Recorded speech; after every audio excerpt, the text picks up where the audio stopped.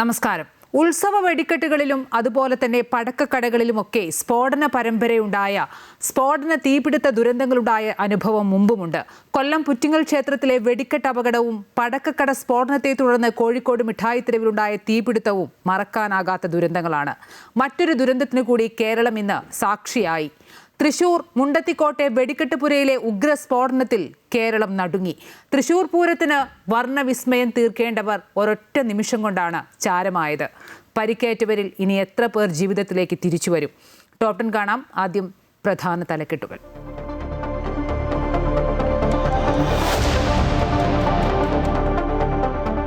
കേരളം നടുങ്ങി. തൃശൂർ പൂരത്തിനുള്ള പടക്ക നിർമ്മാണ കേന്ദ്രത്തിലെ സ്ഫോടനത്തിൽ മരണം 13ആയി. 8 പേരെ തിരിച്ചറിഞ്ഞു. 10 പേർ ICUവിൽ. 3 പേരുടെ നില അതീവ ഗുരുതരം. സ്ഫോടനമുണ്ടായത് തിരുവമ്പാടി വിഭാഗത്തിന്റെ വെടിക്കെട്ട് സാമഗ്രികൾ സൂക്ഷിച്ചിരിക്കുന്ന മുണ്ടത്തിക്കോട്ടെ വെടിക്കെട്ട് പുരയിൽ.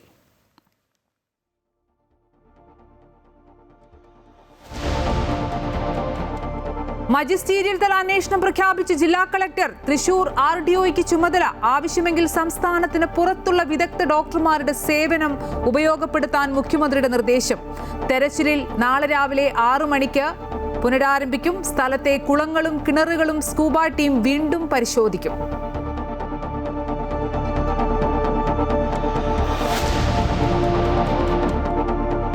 മുണ്ടത്തിക്കോട് അപകടത്തിൽ ദുഃഖം രേഖപ്പെടുത്തിയ പ്രധാനമന്ത്രി നരേന്ദ്രമോദിയും പ്രതിപക്ഷ നേതാവ് രാഹുൽ ഗാന്ധിയും പ്രധാനമന്ത്രിയുടെ ദുരിതാശ്വാസ നിധിയിൽ നിന്ന് സാമ്പത്തിക സഹായം പ്രഖ്യാപിച്ചു.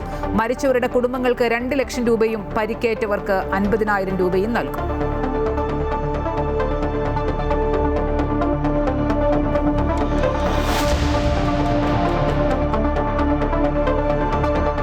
തമിഴ്നാടും ബംഗാളും മറ്റന്നാൾ പോളിംഗ് ബൂത്തിലേക്ക്. നാളെ നിശബ്ദ പ്രചാരണം. കേരള തമിഴ്നാട് അതിർത്തിയിലെ മദ്യ നിയന്ത്രണത്തിന് സ്റ്റേ. ഹൈക്കോടതി സ്റ്റേ ചെയ്തത് തമിഴ്നാട് തെരഞ്ഞെടുപ്പിന്റെ പശ്ചാത്തലത്തിൽ. കേരള സർക്കാർ കൊണ്ടുവന്ന ഉത്തരവ്.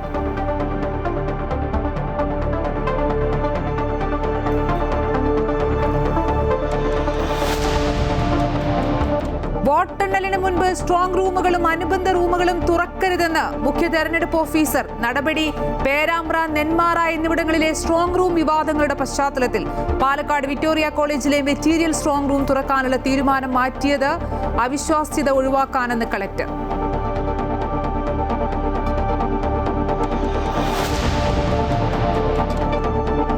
അഞ്ചരക്കണ്ടി ഡെന്റൽ കോളേജിലെ വിദ്യാർത്ഥി നിതിൻ രാജിന്റെ ആത്മഹത്യയിൽ ദളിത് ആദിവാസി സംഘടനകൾ പ്രക്ഷോഭത്തിലേക്ക്.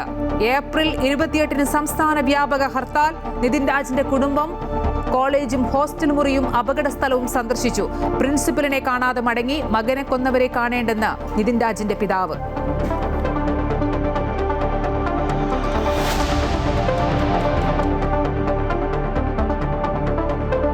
ശബരിമല യുവതീ പ്രവേശന കേസിൽ നിർണായക നിരീക്ഷണവുമായി സുപ്രീം കോടതി. അവിശ്വാസികൾക്ക് ആചാരങ്ങൾ ചോദ്യം ചെയ്യാൻ അവകാശമില്ലെന്ന് ജസ്റ്റിസ് നാഗരത്ന. സ്വർണ്ണക്കൊള്ളക്കേസിൽ PS പ്രശാന്തിന്റെയും അജികുമാറിന്റെയും മൊഴി വീണ്ടും രേഖപ്പെടുത്തി അന്വേഷണ സംഘം.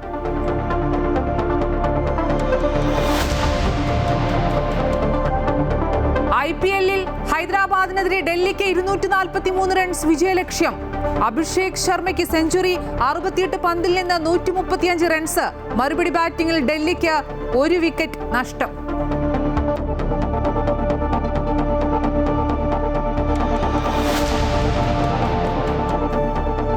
വെടിനിർത്തൽ അവസാനിക്കാൻ മണിക്കൂറുകൾ മാത്രം ബാക്കി. US ഇറാൻ 2ാം ഘട്ട സമാധാന ചർച്ചകളിൽ പ്രതിസന്ധി. ഹോർമൂസിലെ നാവിക ഉപരോധം പിൻവലിക്കാതെ ചർച്ചയ്ക്കില്ലെന്ന് ഇറാൻ. സമാധാന ധാരണയില്ലാതെ ഉപരോധം പിൻവലിക്കില്ലെന്ന് ട്രംപ്.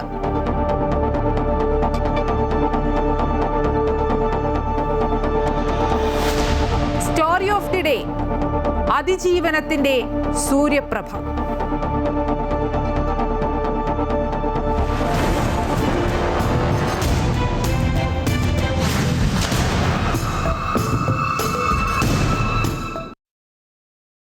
തൃശൂരിൽ വെടിക്കെട്ട് ദുരന്തം.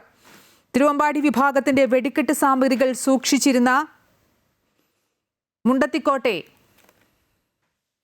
വെടിക്കെട്ട് പുരയിലാണ് സ്ഫോടനം ഉണ്ടായതിന്റെ ഞെട്ടലിലാണ് കേരളം. 13 പേർ മരിച്ചു എന്നുള്ളതാണ് ഔദ്യോഗിക സ്ഥിരീകരണം. 40ഓളം പേർ മെഡിക്കൽ കോളേജ് ആശുപത്രിയിൽ ചികിത്സയിലാണ്. 2 പേർ വെന്റിലേറ്ററിലും 10 പേർ ICUവിലുമാണ്. അപകടത്തിൽ കളക്ടർ മജിസ്റ്റീരിയൽ അന്വേഷണം പ്രഖ്യാപിച്ചു. തൃശൂർ RDOയ്ക്കാണ് ഇതിന്റെ ചുമതല. പ്രധാനമന്ത്രിയുടെ ദുരിതാശ്വാസ നിധിയിൽ നിന്ന് സാമ്പത്തിക സഹായം പ്രഖ്യാപിച്ചിട്ടുണ്ട്. ഒപ്പം തന്നെ മരിച്ചവരുടെ കുടുംബങ്ങൾക്ക് 2 ലക്ഷം രൂപയും പരിക്കേറ്റവർക്ക് 50,000 രൂപയും നൽകും. മുണ്ടത്തിക്കോട് ഇന്നത്തെ തിരച്ചിൽ അവസാനിപ്പിച്ചു. നാളെ രാവിലെ 6 മണിക്ക് തെരച്ചിൽ പുനരാരംഭിക്കും. വിവരങ്ങളുമായി ശ്രീജിത്ത് നായരും ഹരീഷ് നാരായണനും ചേരുന്നുണ്ട്. ആദ്യം സംഭവ സ്ഥലത്ത് നിന്ന് ഹരീഷ് നാരായണനാണ്. ഹരീഷ്, 3 നാളുകൾക്കപ്പുറമുള്ള വരാനിരിക്കുന്ന തൃശൂർ പൂരത്തിന് തിരുവമ്പാടി ദേവസ്വത്തിന്റെ സാമ്പിൾ വെടിക്കെട്ടിനുള്ള പടക്കങ്ങൾ നിർമ്മിക്കുന്ന തിരക്കിലായിരുന്നു തൊഴിലാളികൾ. ഉച്ച കഴിഞ്ഞ് 3:30 കൂടിയാണ് കാര്യങ്ങളെല്ലാം മാറിമറിഞ്ഞത്. ദുരന്തം അതിൻ്റെ ഏറ്റവും ഉഗ്രമായ വ്യാപ്തിയിൽ തന്നെ ബാധിച്ചിരിക്കുന്നു എന്നാണ് നമുക്ക് മനസ്സിലാക്കാൻ കഴിയുന്നത്. ഇന്നത്തെ തെരച്ചിൽ അവസാനിപ്പിച്ചിട്ടുണ്ട്. നാളെ വീണ്ടും തുടങ്ങും. എന്തൊക്കെയാണ് സംഭവ സ്ഥലത്ത് നിന്ന് നൽകാൻ കഴിയുന്നത്?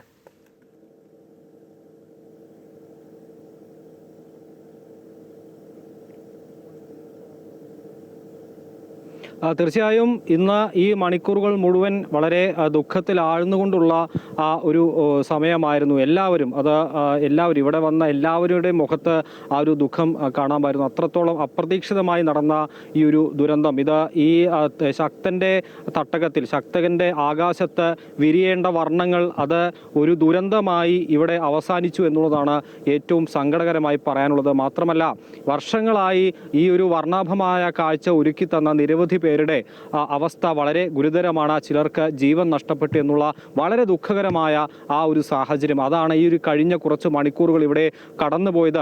പലരും വളരെ ദുഃഖിച്ച് വന്ന കണ്ണ് നനഞ്ഞ് തിരിച്ചു പോകുന്ന ദൃശ്യങ്ങൾ, പലയിടത്തും പുകപടലങ്ങൾ, തീനാളങ്ങൾ, സ്ഫോടനത്തിന്റെ ശബ്ദങ്ങൾ, അങ്ങനെ ഒരു ദുരന്ത ഭൂമിയായി മണിക്കൂറുകളോൾ പിന്നിട്ടിരിക്കുകയാണ് ഈ മുണ്ടത്തിക്കോട്ടെ തിരുവമ്പാടി ദേവസ്വത്തിന്റെ ഈ ഒരു വെടിപ്പുര എന്നുള്ളതാണ് ഏറ്റവും സങ്കടകരമായ കാര്യം. എന്തായാലും ഈ മണിക്കൂറുകൾ നീണ്ട തിരച്ചിൽ ഇപ്പോൾ ഈ സംഘം അവസാനിപ്പിച്ചിരിക്കുകയാണ്. ഈ ഉച്ച മുതൽ തന്നെ ഈ ഒരു തിരച്ചിൽ ആരംഭിച്ചിരുന്നു. പല സ്ഥലങ്ങളിൽ നിന്നും മനുഷ്യ ശരീരത്തിന്റെ അവശിഷ്ടങ്ങളാണ് ചാക്കിൽ കെട്ടി കൊണ്ടുപോകേണ്ട ഒരു സാഹചര്യം ഉണ്ടായത്. തൊട്ടപ്പുറത്തെ പാടത്തു നിന്ന് നിരവധി ഇത്തരത്തിലുള്ള അവശിഷ്ടങ്ങൾ കണ്ടെത്തി. അതിനെ തുടർന്നാണ് ഈ ഒരു പ്രദേശത്തേക്ക് തിരച്ചിൽ നീട്ടാൻ വേണ്ട തീരുമാനമെടുത്തത്. പക്ഷേ വലിയ തീയും പുകയും മാത്രമല്ല സ്ഫോടനങ്ങളും കാരണം ഈ ഒരു ദൗത്യ സംഘത്തിന് അങ്ങോട്ടേക്ക് എത്താനുള്ള വലിയ പ്രയാസമുണ്ടായിരുന്നു. പക്ഷേ അതിനെയെല്ലാം അതിജീവിച്ച മണിക്കൂറുകളുടെ പ്രയത്നത്തിൽ ആ തീ മുഴുവൻ അണച്ച് ഈ സംഘം അങ്ങോട്ടേക്ക് എത്തുകയായിരുന്നു. അങ്ങനെ ആ തീ അണച്ച് വീണ്ടും ഈ ഒരു സ്ഥലത്ത് പരിശോധന നടത്തി. ഇപ്പോൾ എനിക്ക് പുറകിൽ കാണാം ഈ ഒരു ശ്മശാന സമാനമായി ആ ഒരു ഭൂമി കിടക്കുകയാണ്. ആ ഒരു ദുരന്ത ഭൂമി എന്നൊക്കെ വിളിക്കത്തക്ക രീതിയിൽ കിടക്കുകയാണ്. രാവിലെ ഇവിടെ വന്നപ്പോൾ വലിയ വർണ്ണാഭമായ കാഴ്ചകളായിരുന്നു. പല കുടിലുകളിലായി പലരും ഈ ഒരു പടക്ക നിർമ്മാണത്തിൽ ഏർപ്പെടുന്നു. ഓലപ്പടക്കങ്ങളുണ്ട്, അതുപോലെ അമിട്ട് പോലെയുള്ള പടക്കങ്ങൾ, അങ്ങനെ വിവിധ പടക്കങ്ങൾ ആകാശത്ത് വർണ്ണാഭമായി വിരിയിക്കാൻ വേണ്ടിയുള്ള തത്രപ്പാടിലായിരുന്നു പലരും. പക്ഷേ ഇന്ന് ഈ ഒരു നിമിഷം അത് ഒരു ചരിത്രമായി മാറിയിരിക്കുന്നു. ഇത് ഒരു ദുഃഖ ഭൂമിയായി മാറിയിരിക്കുന്നു, ഒരു ദുരന്ത ഭൂമിയായി മാറിയിരിക്കുന്നു എന്ന് പറയാം. ഇപ്പോഴും പുകപടലങ്ങൾ ചെറിയ രൂപത്തിൽ ഈ ഒരു ദുഃഖത്തിൻ്റെ അവശേഷിപ്പ് പോലെ പല സ്ഥലങ്ങളിൽ നിന്നും ഉയരുന്നത് നമുക്ക് കാണാൻ സാധിക്കും. മാത്രമല്ല, ആ പടക്കങ്ങളുടെ എല്ലാം ബാക്കി അതിൻ്റെ അവശിഷ്ടങ്ങൾ ചിതറിക്കിടക്കുന്നത് വീണ്ടും ആ ഒരു ഓർമ്മയിലേക്ക് കൊണ്ടുപോയി നമ്മളെല്ലാം ദുഃഖത്തിൽ ആഴ്ത്തുന്ന ഒരു കാഴ്ചയാണ് ഈ മുണ്ടത്തിക്കോട്ട് നിന്നും ഇപ്പോൾ നമുക്ക് തരാൻ സാധിക്കുന്നത്. എന്തായാലും ഈ രാത്രി വളരെ വൈകിയും തിരച്ചിൽ നടത്തിയെങ്കിലും പുതിയതായി ഉള്ള ഒരു കണ്ടെത്തലും നടത്താൻ സാധിച്ചിട്ടില്ല എന്നുള്ളതാണ്. തൊട്ടടുത്ത കുളങ്ങളിൽ വരെ ഈ സ്കൂബ ടീം അംഗം വരെ എത്തി പരിശോധന നടത്തിയെങ്കിൽ പോലും ഒന്നും കണ്ടെത്താൻ സാധിച്ചില്ല. മാത്രമല്ല, നേരം വളരെ ഇരുട്ടിയതുകൊണ്ട് ഇനിയും തിരച്ചിൽ നടത്താനുള്ള ബുദ്ധിമുട്ട് ഉള്ളതുകൊണ്ടാണ് തൽക്കാലത്തേക്ക് തിരച്ചിൽ അവസാനിപ്പിച്ചത്. നാളെ 6 മണിക്ക് തന്നെ തിരച്ചിൽ പുനരാരംഭിക്കും. ഈ ഒരു അപകട സ്ഥലത്തെ കുളങ്ങളും കിണറുകളും നാളെ സ്കൂബ ടീം വീണ്ടും പരിശോധിക്കുന്നതായിരിക്കും. ഇന്നത്തെ പരിശോധനയിൽ കാര്യമായി ഒന്നും കണ്ടെത്താൻ സാധിച്ചിട്ടില്ല. തൊട്ടടുത്ത പാടങ്ങളിൽ നിന്ന് അവശിഷ്ടങ്ങൾ ഉച്ചയ്ക്ക് മുൻപ് കണ്ടെത്തിയിരുന്നു. പക്ഷേ അതിനുശേഷം നടത്തിയ പരിശോധനയിലൊന്നും കണ്ടെത്താൻ കഴിഞ്ഞിട്ടില്ല. നാളെ ഇത്തരത്തിൽ പരിശോധന പുനരാരംഭിക്കും. ഈ ഒരു പ്രദേശത്തെ കിണറുകളും കുളങ്ങളും കേന്ദ്രീകരിച്ച് സ്കൂബ ടീം അംഗമടക്കം പരിശോധന നടത്തും. മാത്രമല്ല, ഡ്രോണ്, റോബോട്ട്, അതുപോലെ കെഡാവർ ഡോഗ് ഇത്തരത്തിലുള്ള സംവിധാനങ്ങൾ ഉപയോഗിച്ചുള്ള പരിശോധനയും നാളെ ഉണ്ടാകുമെന്നുള്ളതാണ്. ദുരന്ത നിവാരണ പ്രവർത്തനങ്ങൾ ഏകോപിപ്പിക്കാൻ മുണ്ടത്തിക്കോട് വില്ലേജ് ഓഫീസ് കൺട്രോൾ റൂമും പ്രവർത്തിക്കുന്നതായിരിക്കും നാളെ. അത്തരത്തിലുള്ള സുരക്ഷാ സംവിധാനങ്ങളും ഇവിടെ ഒരുക്കിയിട്ടുണ്ട്.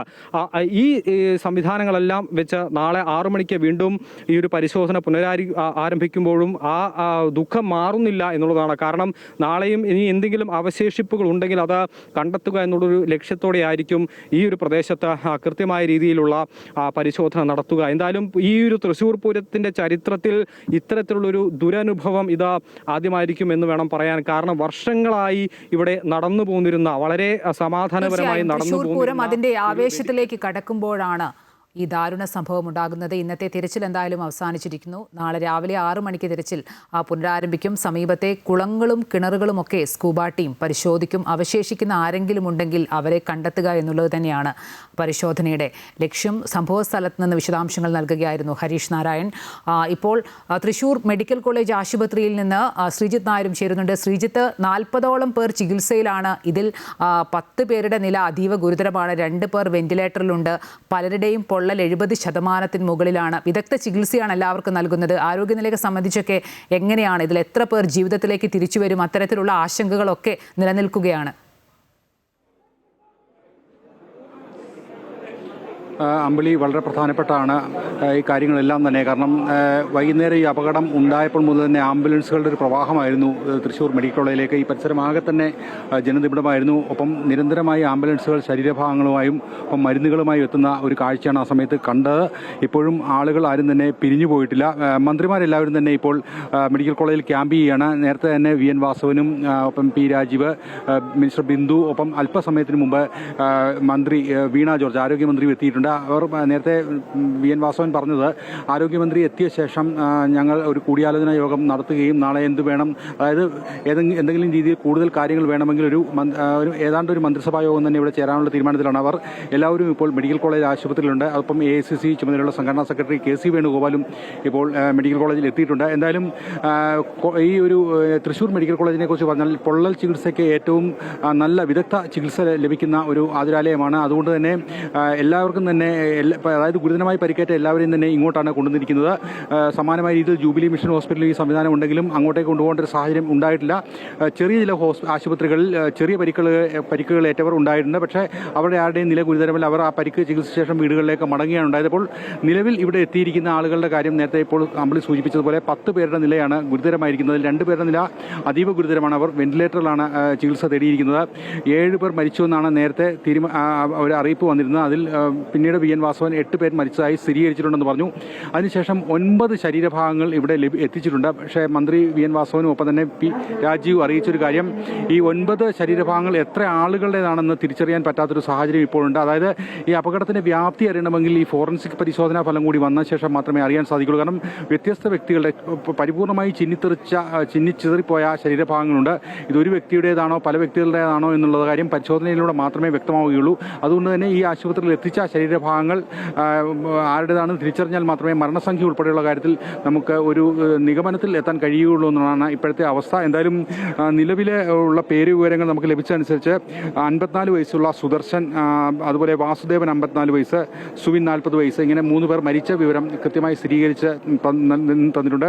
ഒപ്പം സതീഷ്, ബാബു, വിഷ്ണു, പ്രവീൺ, രാജേഷ്, അനിത, അഖിൽ, ഉദയകുമാർ, ഹരി എന്നിങ്ങനെ 10 പേരാണ് പരിക്കേറ്റ് ചികിത്സയിലുള്ളത്. പരിക്ക് ഗുരുതരമല്ലാത്ത സുഭദ്ര, ഭവാനി, സുന്ദരൻ എന്നീ മറ്റ് ആളുകൾ കൂടി ഉള്ള വിവരങ്ങൾ കിട്ടിയിട്ടുണ്ട്. പക്ഷേ പൂർണ്ണമായും എല്ലാ ആളുകളുടെയും വ്യക്തി വിവരങ്ങൾ ഇതുവരെ ലഭിച്ചിട്ടില്ല. ഇതിൽ ഏറ്റവും പ്രധാനപ്പെട്ട കാര്യം വിദഗ്ധ ചികിത്സയ്ക്ക് വേണ്ടുന്ന എല്ലാ ഏർപ്പാടുകളും ഇവിടെ ചെയ്തിട്ടുണ്ട്. അവർക്ക് കാണാനാവുന്ന വിധം ഈ കാര്യങ്ങളിലേക്ക് ചെയ്തിട്ടുണ്ട് എന്നുള്ള വിവരമാണ് മന്ത്രിമാർ എല്ലാം അറിയിച്ചിരിക്കുന്നത്. അവർ ഉടനടി തന്നെ സ്ഥലത്തെത്തുകയും ഇതിനുവേണ്ടി വേണ്ട നടപടികൾ സ്വീകരിക്കുകയും ചെയ്തു. അതോടൊപ്പം തന്നെ പോസ്റ്റ്മോർട്ടം നടപടികൾ താമസം വിന നടപ്പാക്കാനുള്ള ഒരു പരിപാടി ആസൂത്രണം ചെയ്യുകയും പോസ്റ്റ്മോർട്ടം നടത്തുകയും 2 മൃതദേഹങ്ങൾ വിട്ടുകൊടുക്കുകയും ചെയ്തു. ബാക്കിയുള്ള പോസ്റ്റ്മോർട്ടം നടപടികൾ പുരോഗമിക്കുന്ന ഒരു സാഹചര്യമുണ്ട്. എന്തായാലും പൂർണ്ണമായും ഇനി തിരച്ചിൽ നടത്തി ബാക്കിയുള്ള കാര്യങ്ങൾ നാളെ മാത്രമേ നമുക്ക് തിരിച്ചറിയാൻ കഴിയുള്ളൂ. ഇപ്പോൾ ഇവിടെയുള്ളവരെല്ലാം വിദഗ്ധ ചികിത്സ ലഭ്യമാക്കുന്ന ഒരു സജ്ജീകരണം ആശുപത്രി അധികൃതർ ഒരുക്കിയിട്ടുണ്ട്. അമ്പിളി, ശരി. ഈ അപകടത്തിന്റെ കാരണം അല്ലെങ്കിൽ ഈ അപകടത്തിന്റെ വ്യാപ്തി എത്രത്തോളം ഉണ്ട് എന്നുള്ളതൊക്കെ വിശദമായ പരിശോധനയ്ക്ക് ശേഷം മാത്രമേ അറിയൂ. ശ്രീജിത്ത് സൂചിപ്പിച്ച പോലെ 40 പേരാണ് ചികിത്സയിലുള്ളത്. ഇതിൽ 10 പേർ ICUവിലാണ്. 2 പേരുടെ നില അതീവ ഗുരുതരമാണ്. മന്ത്രിമാരടക്കം മെഡിക്കൽ കോളേജിൽ ക്യാമ്പ് ചെയ്താണ് ഈ ചികിത്സയുമായി ബന്ധപ്പെട്ട പ്രവർത്തനം പ്രവർത്തനങ്ങളൊക്കെ നടപ്പാക്കുന്നത്. ഇപ്പം പോസ്റ്റ്മോർട്ടം നടപടികളൊക്കെ പുരോഗമിക്കുകയാണ്. തൃശൂർ മെഡിക്കൽ കോളേജിൽ നിന്ന് വിശദാംശങ്ങൾ നൽകുകയായിരുന്നു ശ്രീജിത്ത് നായർ. മരിച്ചവരിൽ 8 പേരെ തിരിച്ചറിഞ്ഞിട്ടുണ്ടെന്ന് മന്ത്രി വി എൻ വാസവൻ. 2 പേർ വെന്റിലേറ്ററിലാണ്, 10 പേരാണ് ICUവിൽ ചികിത്സയിലുള്ളത്. സംഭവസ്ഥലത്ത് 42 പേരുണ്ടായിരുന്നു എന്നാണ് ദൃക്സാക്ഷി നൽകിയ വിവരം. പോസ്റ്റ്മോർട്ടം നടപടികൾ തുടങ്ങിയെന്നും മന്ത്രി അറിയിച്ചു.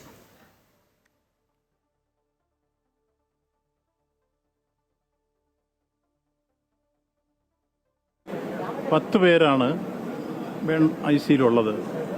അതിൽ 3 പേരുടെ നില ഗുരുതരമാണ്. 2 പേര് വെന്റിലേറ്ററിലാണ്. ഒരാൾക്ക് വെന്റിലേറ്റർ സപ്പോർട്ടില്ല എങ്കിൽ പോലും ചില ഗുരുതരാവസ്ഥയുണ്ട്. കാരണം സാധാരണഗതിയിൽ പൊള്ളലേറ്റ് കഴിഞ്ഞാൽ ഒരു എബവ് 60% ഒക്കെ വരുന്നത് വളരെ ശ്രദ്ധയോടുകൂടി കൈകാര്യം ചെയ്യേണ്ടതാണ്. അതിൽ 2 എണ്ണം ഇവരുടെ പരിശോധനയിൽ എബവ് 90% ആണ്. സ്വാഭാവികം നമുക്കറിയാം. അത് 2 വെന്റിലേറ്ററിലാണ്. അപ്പോൾ 10 പേരാണ് ഇപ്പോൾ യഥാർത്ഥത്തിൽ ഇവിടെ ICUയിലുള്ളത്. മരിച്ചിരിക്കുന്നവരെ സംബന്ധിച്ചോളം നമുക്ക് ഐഡൻറ്റിഫൈ ചെയ്യാൻ കഴിഞ്ഞിട്ടുള്ളത് 8 പേരാണ്. ബാക്കിയുള്ള പാർട്സാണ്.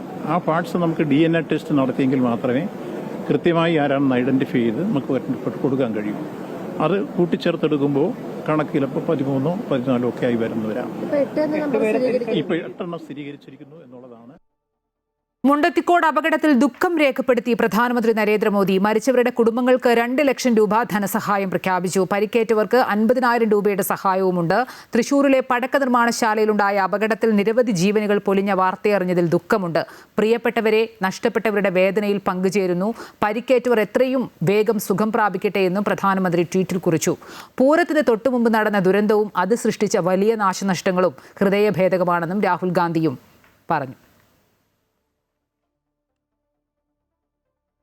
മുണ്ടത്തിക്കോട് അപകടത്തിൽ നടുക്കം രേഖപ്പെടുത്തി മുഖ്യമന്ത്രി പിണറായി വിജയൻ. പൊള്ളലേറ്റവർക്ക് വിദഗ്ധ ചികിത്സ ലഭ്യമാക്കാൻ ആവശ്യമെങ്കിൽ സംസ്ഥാനത്തിന് പുറത്തുള്ള ആശുപത്രികളിലെ വിദഗ്ധ ഡോക്ടർമാരുടെ സേവനം ഉപയോഗപ്പെടുത്താൻ മുഖ്യമന്ത്രി നിർദ്ദേശം നൽകി. 9 ശരീരഭാഗങ്ങൾ ലഭിച്ചതിൽ ഒരാളുടേതാണോ പല വ്യക്തികളുടേതാണോ എന്ന് തിരിച്ചറിയാൻ കഴിഞ്ഞിട്ടില്ലെന്ന് മന്ത്രി പി രാജീവ്. 4 സ്ത്രീകളാണ് സംഭവസ്ഥലത്തുണ്ടായിരുന്നതായി അറിയാൻ കഴിഞ്ഞതെന്നും മന്ത്രി പി രാജീവ് പറഞ്ഞു. 5 പേരാണ് നേരത്തെ അറിയാവുന്നതുപോലെ അതീവ ഗുരുതരാവസ്ഥയിൽ ഇപ്പോൾ ICU യൂണിറ്റിനകത്തുള്ളത്. മറ്റുള്ളവരും ചികിത്സയുടെ ഭാഗമായിട്ടുണ്ട്. ഇപ്പോൾ അതിനകത്ത് കയറിയപ്പോൾ അവിടെ ഉണ്ടായിരുന്ന ഒരു പ്രായമുള്ള സ്ത്രീയെ, തൊഴിലാളിയായ സ്ത്രീയെ ഞാൻ കാണുകയുണ്ടായി. അപ്പോൾ അവർ പറയുന്ന 4 സ്ത്രീകളാണ് ഉണ്ടായിരുന്നത്. ഒരാൾ ഭക്ഷണം കഴിച്ചിട്ട് പോയി. ബാക്കി 3 പേരാണ്. അതിൽ ഇവരാണ് ഇപ്പോൾ നേരിൽ കാണാൻ കഴിഞ്ഞിട്ടുള്ളത്. ഇവിടെ നമ്മുടെ ബേൺസ് യൂണിറ്റ് പൂർണ്ണമായി സജ്ജമാണ്. ഈ വിവരം അറിഞ്ഞുടൻ തന്നെ മെഡിക്കൽ കോളേജിൽ ആവശ്യമായ എല്ലാ ക്രമീകരണങ്ങളും ഇവിടെ ഏർപ്പെടുത്തി കഴിഞ്ഞിരുന്നു. അതീവ വേദനയോടെയാണ് താൻ നിൽക്കുന്നതെന്നും പരിക്കേറ്റവർ എത്രയും വേഗം സുഖം പ്രാപിക്കട്ടെ എന്നും ആശുപത്രിയിലെത്തിയ ശോഭ സുരേന്ദ്രൻ പറഞ്ഞു. അതീവമായിട്ടുള്ള ജാഗ്രതയോട് കൂടിയിട്ടാണ് അവിടെ നിൽക്കുന്നത്.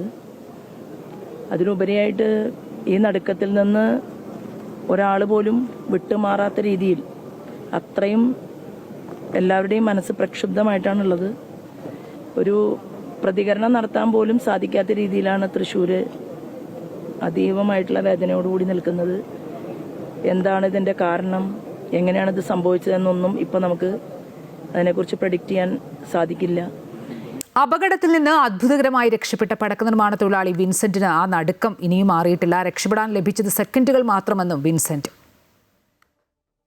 2:40 ഉള്ളിൽ പെട്ടെന്നുള്ള ചൂടുകൊണ്ടായിരിക്കണം ഈ ഞാൻ നിൽക്കുന്നിടത്ത് തിരി കത്തിയിട്ടുണ്ടാവും. ചൂട് കാരണം ഞാൻ തിരി എടുത്തിടുക. ഇങ്ങനെ ഒരു ട്രിപ്പ് മറിച്ചിട്ട് കഴിഞ്ഞാൽ തിരി പെട്ടെന്ന് ഉണങ്ങും. അപ്പോഴാണ് പെട്ടെന്ന് ഒരു 5 മീറ്റർ അകലെ എന്നരട്ടി എൻ്റെ നോക്കി ഞാൻ മറിയുമ്പോഴേക്കും ഞാൻ ഇട്ട തിരിയൊക്കെ കത്തി. പിന്നെ എനിക്ക് മനസ്സിലായി ചലിച്ചു. ഞാൻ ഓടുമ്പോഴേക്കും ഈ ഇവിടെ നറുവ് ഷെഡ് പൊട്ടി. അപ്പോഴേക്കും ഇവിടെ പൊട്ടി ഈ നറുവ് ഷെഡ്. അങ്ങനെ 2 കണ്ടും മറിയുമ്പോഴേക്കും സ്റ്റോറും പൊട്ടി. പിന്നെ ഞാൻ നിന്നില്ല, ഞാൻ പറഞ്ഞില്ല. പിന്നെ ഞാൻ തിരിച്ച് പെണ്ണുങ്ങളെടുത്തേക്ക് തന്നെ എടുത്തു കൂട്ടി. ഒക്കെ നമ്മൾ മലയാളികളാണ്, വേറെ പുറമെന്ന് അങ്ങനെയൊന്നുമില്ല. ഏറ്റവും വലിയ ഒരു വിഷമം എന്താ വെച്ചാൽ നമ്മൾ ഉപയോഗിക്കാൻ പറ്റാത്ത ഒരു കെമിക്കലും മറ്റേ നിയമത്തിന് വിരുദ്ധമായിട്ടില്ല. അപ്പോൾ 99% ഇപ്പോൾ ഈ ദൃശ്യങ്ങളിൽ കാണുന്നത് മുണ്ടത്തിക്കോട് വെടിക്കെട്ട് അപകടം നടക്കുന്നതിന് തൊട്ടു മുമ്പ് വരെ ഈ വെടിക്കെട്ട് പുരയിൽ നിന്നുള്ള ദൃശ്യങ്ങളാണ്. ഈ വെടിക്കെട്ട് പുരയിൽ നിറയെ തൃശൂർ പൂരത്തിന്റെ ആവേശവും പ്രതീക്ഷയും ഒക്കെ ആയിരുന്നു. സാമ്പിൾ വെടിക്കെട്ട് വെള്ളിയാഴ്ച നടക്കാനിരിക്കെ എല്ലാവരും തിരക്കിട്ട് ജോലി ചെയ്യുന്ന ദൃശ്യങ്ങളാണ് കാണുന്നത്. അമൃത ന്യൂസ് സംഘം ഇന്ന് രാവിലെയാണ് വെടിക്കെട്ട് പുരയിലെ വിശേഷങ്ങൾ പങ്കുവയ്ക്കാൻ ഈ സ്ഥലത്തെത്തി ദൃശ്യങ്ങൾ പകർത്തിയത്. മരുന്ന് നിറയ്ക്കുന്നതും വെടിക്കോപ്പുകൾ തയ്യാറാക്കുന്നതും എങ്ങനെയെന്ന് അമൃത ന്യൂസിനോട് പങ്കുവച്ചവരാണ് മണിക്കൂറുകൾക്ക് ശേഷം സ്ഫോടനത്തിൽപ്പെട്ടത്. അതിശക്തമായ സ്ഫോടനത്തിൽ രാവിലെ കണ്ട ആ ഷെഡുകളും നിർമ്മാണ സാമഗ്രികളും നിമിഷ നേരം കൊണ്ട് ചാരക്കൂമ്പാരമായി മാറുകയായിരുന്നു. തമിഴ്നാട്ടിലും ഒന്നാംഘട്ട വോട്ടെടുപ്പ് നടക്കുന്ന ബംഗാളിലെ മണ്ഡലങ്ങളിലും ഇനി നിശബ്ദ പ്രചാരണത്തിന്റെ മണിക്കൂറുകൾ. തമിഴ്നാട്ടിൽ അവസാനവട്ട വോട്ടുറപ്പിക്കാൻ DMK സഖ്യവും TVKയും NDAയും കടുത്ത പോരാട്ടമാണ്. ബംഗാളിൽ ഭരണം നിലനിർത്തുമെന്ന് തൃണമൂൽ കോൺഗ്രസും ഭരണം പിടിച്ചെടുക്കുമെന്ന അവകാശത്തോടെ BJPയും പ്രചാരണ രംഗത്ത് സജീവമാണ്. മറ്റന്നാളാണ് വോട്ടെടുപ്പ്. തമിഴ്നാട്ടിലും ബംഗാളിലെ ഒന്നാംഘട്ട വോട്ടെടുപ്പ് നടക്കുന്ന മണ്ഡലങ്ങളിലും പരസ്യപ്രചരണം അവസാനിച്ചു. 234 മണ്ഡലങ്ങളിൽ തമിഴ്നാട്ടിൽ ഒറ്റഘട്ടമായിട്ടാണ് വോട്ടെടുപ്പ്. തമിഴ്നാട്ടിൽ ശക്തമായ ത്രികോണ പോരാട്ടമാണ് ഇത്തവണ നടക്കുന്നത്. പ്രധാനമന്ത്രി നരേന്ദ്രമോദിയും കോൺഗ്രസ് നേതാവ് രാഹുൽ ഗാന്ധിയും അടക്കം നേതാക്കൾ നിരന്ന തീവ്ര പ്രചാരണത്തിനാണ് തമിഴ്നാട്ടിൽ സാക്ഷ്യം വഹിച്ചത്. DMK സഖ്യവും NDAയും വിജയ് നയിക്കുന്ന TVKയും ഒരുപോലെ ആത്മവിശ്വാസത്തിലാണ്. വോട്ടിനായി പണം നൽകാൻ ഒരുങ്ങിയെന്ന പരാതി ഉൾപ്പെടെയുള്ള വിമർശനങ്ങളാണ് പ്രചാരണത്തിൽ ഉയർന്നത്. തമിഴ്നാട്ടിൽ ഇതുവരെ 1222.74 കോടി രൂപയുടെ പണവും മറ്റ് സമ്മാനങ്ങളും പിടിച്ചെടുത്തതായി തെരഞ്ഞെടുപ്പ് കമ്മീഷൻ അറിയിച്ചു. പശ്ചിമ ബംഗാളിൽ ആകെയുള്ള 294 മണ്ഡലങ്ങളിൽ 152 മണ്ഡലങ്ങളിലാണ് ആദ്യഘട്ട വോട്ടെടുപ്പ് നടക്കുക. ഇത്രയും മണ്ഡലങ്ങളിൽ SIR നടപടികൾക്ക് ശേഷം 3.22 ലക്ഷം വോട്ടർമാരെ കൂടി പട്ടികയിൽ ഉൾപ്പെടുത്തിയാണ് പുതിയ വോട്ടെടുപ്പ്. 29-നാണ് ബംഗാളിലെ രണ്ടാംഘട്ട വോട്ടെടുപ്പ് നടക്കുക. രാഷ്ട്രീയ പാർട്ടികൾ ഡോർ ടു ഡോർ ക്യാമ്പയിനിലും വാഹന പ്രചാരണങ്ങളിലും സജീവമായിരുന്നു. BJPയുടെ സുവേന്ദു അധികാരി മത്സരിക്കുന്ന നന്ദിഗ്രാം അടക്കം പ്രധാനപ്പെട്ട പല മണ്ഡലങ്ങളിലും ആദ്യഘട്ടത്തിൽ വോട്ടെടുപ്പ് നടക്കുന്നുണ്ട്. അധികാരം നിലനിർത്താൻ തൃണമൂൽ കോൺഗ്രസും അട്ടിമറി ലക്ഷ്യമിട്ട് BJPയും തമ്മിലാണ് പ്രധാന പോരാട്ടം. ബംഗാളിൽ തകർന്ന CPMും കോൺഗ്രസും ഇത്തവണ തിരിച്ചുവരുവാനുള്ള ശ്രമത്തിലുമാണ്. കേന്ദ്ര ഏജൻസികളുടെ ദുരുപയോഗം എന്ന ആരോപണം TMC ശക്തമായി പ്രചരണങ്ങളിൽ ഉന്നയിക്കുന്നുണ്ട്. മുഖ്യമന്ത്രിയും തൃണമൂൽ കോൺഗ്രസ് നേതാവുമായ മമതാ ബാനർജിയും നരേന്ദ്രമോദിയും തമ്മിൽ നേരിട്ടുള്ള പോരാട്ടമാണ് ബംഗാളിൽ നടക്കുന്നത്. News desk Amrita news. വോട്ടെണ്ണൽ കേന്ദ്രങ്ങളിലെ മുറികൾ തുറക്കരുതെന്ന് മുഖ്യ തെരഞ്ഞെടുപ്പ് ഓഫീസറുടെ നിർദ്ദേശം. പേരാമ്പ്രയിലെയും നെന്മാറയിലെയും സ്ട്രോങ് റൂം വിവാദത്തിന് പിന്നാലെയാണ് മുഖ്യ തെരഞ്ഞെടുപ്പ് ഓഫീസർ രത്തൻ യു ഖേൽക്കറിന്റെ ഇടപെടൽ. വിവാദങ്ങൾ ഒഴിവാക്കാനാണ് നിലവിലെ നടപടിയെന്നും അദ്ദേഹം പറഞ്ഞു. വോട്ടെണ്ണൽ കേന്ദ്രങ്ങളിലെ ഒരു മുറിയും തുറക്കരുതെന്നാണ് ജില്ലകളിലെ തെരഞ്ഞെടുപ്പ് ഓഫീസർമാർക്ക് നൽകിയിരിക്കുന്ന നിർദ്ദേശം. പാലക്കാട് വിക്ടോറിയ കോളേജിലെ മെറ്റീരിയൽ സ്ട്രോങ് റൂം തുറക്കാനുള്ള തീരുമാനം മാറ്റിയതായി ജില്ലാ കളക്ടർ MS മാധവിക്കുട്ടി. എന്നാൽ സ്ട്രോങ് റൂം തുറക്കുന്ന കാര്യം രേഖാമൂലം അറിയിച്ചില്ലെന്നും അസ്വാഭാവികതയുണ്ടെന്നും UDF സ്ഥാനാർത്ഥി തങ്കപ്പൻ പറഞ്ഞു. കോഴിക്കോട് പേരാമ്പ്രയിലെ സ്ട്രോങ് റൂം വിവാദത്തിന് പിന്നാലെയാണ് പാലക്കാട് നെന്മാറയിലും സ്ട്രോങ് റൂം വിവാദം ഉയർന്നു വന്നത്. വിക്ടോറിയ കോളേജിലെ സ്ട്രോങ് റൂം തുറക്കാനുള്ള തെരഞ്ഞെടുപ്പ് കമ്മീഷന്റെ തീരുമാനം വിവാദമായതോടെ മാറ്റി. തുറക്കാൻ തീരുമാനിച്ചത് മെറ്റീരിയൽ സ്ട്രോങ് റൂമാണെന്നും EVM സ്ട്രോങ് റൂം അല്ലെന്നും ജില്ലാ കളക്ടർ MS മാധവിക്കുട്ടി വിശദീകരിച്ചു. റൂം തുറക്കുന്നതിൽ അസ്വാഭാവികതയില്ലെന്നും വെബ്സൈറ്റിൽ കണക്കുകൾ കൃത്യമായി രേഖപ്പെടുത്തുന്നതിന് വേണ്ടിയാണ് തീരുമാനമെന്നും കളക്ടർ പറഞ്ഞു. നിലവിൽ മെറ്റീരിയൽ സ്ട്രോങ് റൂം തുറക്കുന്നത് നിർത്തി. പക്ഷേ ഇത് ഒരു നോർമൽ പ്രോസസ്സാണ്. നമ്മൾ സാധാരണ ചെയ്യുന്ന ഒരു നോർമൽ പ്രോസസ്സാണ്. എക്സ്ട്രാ ഓർഡിനറി ആയിട്ടൊരു കാര്യവും ഇല്ല. മെറ്റീരിയൽ റൂംസ് എന്ന് പറയുന്നത് നമുക്കിപ്പോൾ വെരിഫിക്കേഷൻ ഒക്കെ നമ്മൾ തുറക്കാറുള്ളതാണ്. അപ്പോൾ സ്കൂളിന്റെ ടൈമിൽ നമ്മൾ ഒബ്വിയസ്ലി അത് തുറന്നാലല്ലേ നമുക്ക് ചെയ്യാൻ പറ്റും. അത് അസ്വാഭാവികത ഇല്ല എന്നുള്ളതാണ്. സ്ട്രോങ് റൂം തുറക്കുന്നതിൽ അസ്വാഭാവികതയുണ്ടെന്നും തുറക്കുന്ന കാര്യം രേഖാമൂലം അറിയിച്ചില്ല എന്നും നെന്മാറയിലെ UDF സ്ഥാനാർത്ഥി തങ്കപ്പൻ പറഞ്ഞു. സ്വാഭാവികമായിട്ട് ഏത് റൂമാണെങ്കിലും ഈ സ്ഥാനാർത്ഥികളെ സമ്മതത്തോടെ അടച്ച ഏത് റൂമാണെങ്കിലും തുറക്കുമ്പോൾ സ്ഥാനാർത്ഥികൾ കൂടി അറിയണം. അത് നേരത്തെ പെട്ടെന്ന് വിളിച്ചിട്ടല്ല വേണ്ടത്. അത് മുന്നറിയിപ്പ് നേരത്തെ തന്നെ ലെറ്ററോട് കൂടി തന്നാൽ നമ്മത് പരിശോധിക്കുമ്പോൾ അവർ നിൽക്കും. അപ്പോൾ ഇത് എല്ലാം കൂടി വഹിക്കുമ്പോൾ ഇവർ എവിടെയില്ലാത്തത് കോഴിക്കോടും പാലക്കാടും മാത്രം അങ്ങനെ ഒരു സംവിധാനം ഉണ്ടാകുന്നത് എല്ലാം മറന്നു വെച്ചുവെങ്കിൽ എല്ലാവരും ഇങ്ങനെ ഉണ്ടാവുമെന്ന് എനിക്കറിയില്ല. വിവാദങ്ങളുടെ പശ്ചാത്തലത്തിൽ വോട്ടെണ്ണൽ കഴിയും വരെ വോട്ടെണ്ണൽ കേന്ദ്രങ്ങളിലെ ഒരു മുറികളും തുറക്കരുതെന്ന് മുഖ്യ തെരഞ്ഞെടുപ്പ് ഓഫീസർ കർശന നിർദ്ദേശം നൽകിയിട്ടുണ്ട്. നെന്മാറ മണ്ഡലത്തിലെ മെറ്റീരിയൽ സ്ട്രോങ് റൂം തുറക്കാൻ തീരുമാനിച്ചതിൽ വിശദീകരണവും തേടിയിട്ടുണ്ട്. അമൃത ന്യൂസ്, പാലക്കാട്. ഇപ്പോൾ തൃശൂർ മെഡിക്കൽ കോളേജിൽ നിന്ന് KC വേണുഗോപാൽ സംസാരിക്കുകയാണ്. സുരക്ഷാ സംവിധാനങ്ങളൊക്കെ ഒരുക്കി എങ്ങനെ ഇതൊക്കെ കൃത്യമായിട്ട് നടക്കാൻ കഴിയുമെന്നുള്ള ആലോചന നടത്തേണ്ട സമയം അതിക്രമിച്ചിട്ടുണ്ടെന്നുള്ളതാണ് ഇത്തരം അപകടങ്ങളിലൂടെ നമുക്ക് മനസ്സിലാവുന്നത്. എന്തായാലും മരണപ്പെട്ടവരുടെ കുടുംബങ്ങൾക്ക് അവരെല്ലാം പാവപ്പെട്ടവരാണെന്ന് നമ്മൾ മനസ്സിലാക്കും. കേന്ദ്ര ഗവൺമെൻറ് സാധാരണ പ്രഖ്യാപിക്കുന്ന ഒരു എക്സ്ഗ്രേഷ്യ എന്ന് പ്രഖ്യാപിച്ചിട്ടുണ്ട്. അത് പതിവ് സഹായധനമാണ് ഏത് അപകടങ്ങളുണ്ടായാലും ഉണ്ടാകുന്നത്. അത് കൂടുതൽ പ്രഖ്യാപിക്കുന്ന കാര്യം അവരാലോചിക്കണമെന്നാണ് പ്രധാനമന്ത്രിയോട് ആവശ്യപ്പെടാനുള്ളത്. സംസ്ഥാന സർക്കാരിൻ്റെ ധനസഹായവും വൈകാതെ പ്രഖ്യാപിക്കണം. കാരണം ഇത് തെരഞ്ഞെടുപ്പ് പെരുമാറ്റച്ചട്ടത്തിൽപ്പെട്ട് കുരുക്കേണ്ട കാര്യമില്ലേ ഇല്ല. ഇത് ദാരുണമായിട്ടുള്ള അപകടമാണ്. ഈ അപകടത്തിൽ മരണപ്പെട്ടവർക്ക്, അവരുടെ കുടുംബാംഗങ്ങൾക്ക്, പരിക്കേറ്റവർക്ക് ഒക്കെ തന്നെ ആവശ്യമായിട്ടുള്ള അടിയന്തര സഹായം നൽകുന്നതിന് തെരഞ്ഞെടുപ്പ് ചട്ടങ്ങളിൽ തടസ്സമാകേണ്ട ഒരു കാര്യവുമില്ല എന്നുള്ളതാണ് നമുക്ക് മനസ്സിലാകുന്നത്. അത് അത്തരം ഒരു സാഹചര്യം ഉണ്ടാകുന്ന പ്രശ്നവുമില്ല. തൃശൂർ മെഡിക്കൽ കോളേജിൽ നിന്നാണ് KC വേണുഗോപാൽ സംസാരിക്കുന്നത്. കേന്ദ്ര സർക്കാർ കൂടുതൽ ധനസഹായം പ്രഖ്യാപിക്കണം മരണപ്പെട്ടവർക്കും അതുപോലെ തന്നെ പരിക്കേറ്റവർക്കും. സംസ്ഥാന സർക്കാരും ധനസഹായം പ്രഖ്യാപിക്കാൻ വൈകരുത് എന്നുള്ളത് തന്നെയാണ് ആവശ്യം. സ്ട്രോങ് റൂമുമായി ബന്ധപ്പെട്ട റിപ്പോർട്ടായിരുന്നു കണ്ടത്. ഇതുമായി ബന്ധപ്പെട്ട അടുത്ത വാർത്തയിലേക്ക് വരികയാണെങ്കിൽ തൃശൂർ ഗുരുവായൂർ മണ്ഡലത്തിൽ സ്ട്രോങ് റൂമിലെ CCTV ക്യാമറ പ്രവർത്തനരഹിതമായതായി പരാതി. ഇന്നലെ 1 മണിക്കൂർ നേരം CCTV ക്യാമറ പ്രവർത്തനരഹിതമായി. ഇന്നലെ വൈകുന്നേരം 4:30 മുതൽ 5:30 വരെയാണ് CCTV പ്രവർത്തിക്കാതിരുന്നത്. സംഭവത്തിൽ ദുരൂഹത ആരോപിച്ച് തെരഞ്ഞെടുപ്പ് കമ്മീഷന് ഗുരുവായൂരിലെ UDF സ്ഥാനാർത്ഥി CH റഷീദ് പരാതി നൽകി. ഗുരുവായൂരിൽ സ്ട്രോങ് റൂമിലെ CCTV കട്ടായ സംഭവത്തിൽ പ്രതികരണവുമായി NDA സ്ഥാനാർത്ഥി B. ഗോപാലകൃഷ്ണൻ. CCTVയുടെ പ്രവർത്തനം നിലയ്ക്കാൻ പാടില്ല. ഏതെങ്കിലും തർക്കങ്ങൾ ഉണ്ടായാൽ CCTV ദൃശ്യങ്ങൾ വെച്ചാണ് പരിശോധിക്കുന്നത്. CCTV ഇല്ലാതാക്കിക്കൊണ്ടാണ് പല സ്ഥലങ്ങളിലും കുറ്റകൃത്യങ്ങൾ നടക്കുന്നത്. CCTV നിലച്ചതിന് പിന്നിൽ ഭരണകൂടത്തിന്റെ സ്വാധീനമുണ്ടോ എന്ന് സംശയിക്കുന്നുവെന്നും B. ഗോപാലകൃഷ്ണൻ തൃശൂരിൽ പറഞ്ഞു.